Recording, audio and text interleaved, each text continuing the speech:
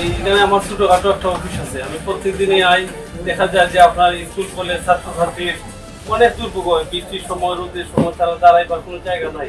এই যে আপনার রোদ বৃষ্টির সময় দোকানের সামনে, বিভিন্ন দোকানের ভিতরে বসার ব্যবস্থা করতে হয় মহিলারা। আমার অফিস থেকে বিভিন্ন সময় রোগীরা চেয়ার দিতে হয়, স্কুল ছাত্রছাত্রীদের বসতে দিতে হয়।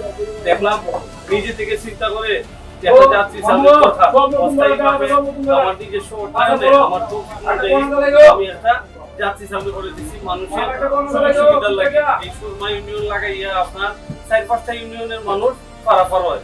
আমি দেখলাম যে তারা সুবিধাটা বেশি দরকার।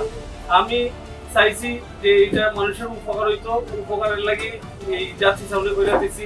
এবং আমি আমার এমপি মহোদয় এবং বর্তমান সরকারের কাছে আমার দাবি, কেন স্থায়ীভাবে একটা যাত্রী চালু দরকার। একটা ভিড় জমে যায় প্রত্যেকটা দিনে, প্রত্যেক বেলায় এখানে একটা ভিড় জমে যায়।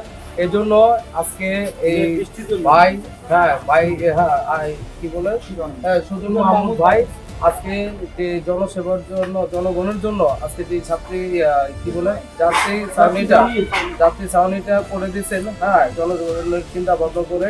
এই জন্য দেখা যাচ্ছে ভাইকে আমাদের সকল জনগণের পার্টির পক্ষ থেকে আমরা ভাইকে আমরা ধন্যবাদ জানাই। তো ভাই যাতে এরকম কাজগুলো আরো করতে পারে, এই জন্য আমরা সবাই দোয়া করি ভাইয়ের জন্য, যে এই সমস্ত জনসেবা কাজ জন্য ভাই আরো বেশি।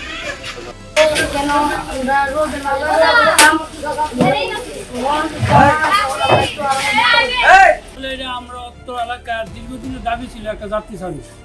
হয়তো আমাদের সুজন ভাই তার নিজ উদ্যোগে আমাদের এখানে একটা আপাতত একটা যাত্রী সার্ভিস করছে।